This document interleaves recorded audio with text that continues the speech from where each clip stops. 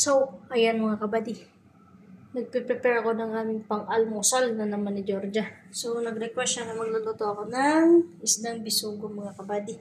So, ipapaksiw ko daw.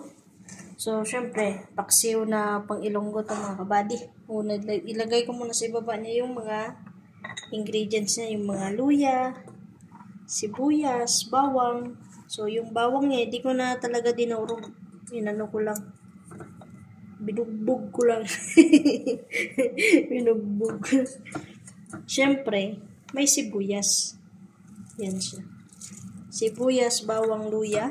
Yan yung ingredients ng ating paksiw na bisugo.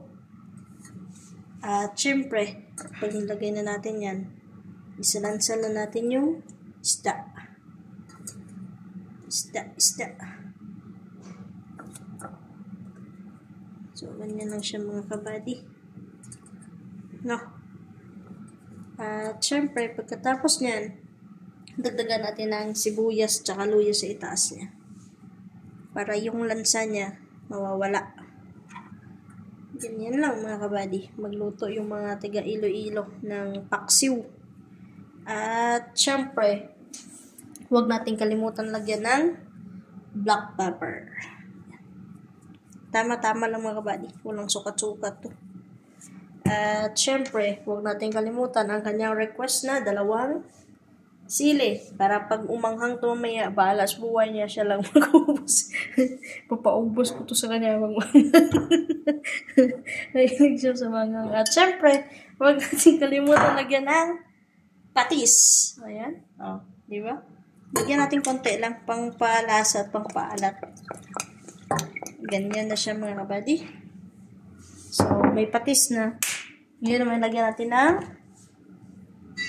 toyo. Toyo ng Silver Swan ha. Hindi toyo ko. Hindi toyo ni Georgia. O hindi toyo mo. Hindi. Toyo ng Silver Swan. Lagyan natin konti mga kabady. Huwag muna natin lagyan ng asin kasi baka maalat yan mamaya. Masasabihin na naman ni Janet na malapit kami sa dagat. Kunti lang mga kabady. Yan lang. Tansya lang. Wala lang sukat-sukat. Di naman tayo chip cook eh. Tapos lagyan natin ng suka. 1 galon. 1 galon ng kanyang lalagyan. Pero konti lang ilagay natin. Parang patak lang mga kabady. Pangit din naman kasi pag masobrang asim. At syempre, pag ang ilonggo magpaksiw, nilalagyan namin ng konting tubig na mapakuluan lang para balanse ang kanyang lasa.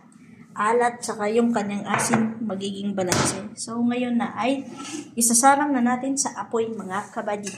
So yan lang muna. Diyan lang kayo. At ako'y magluluto lang.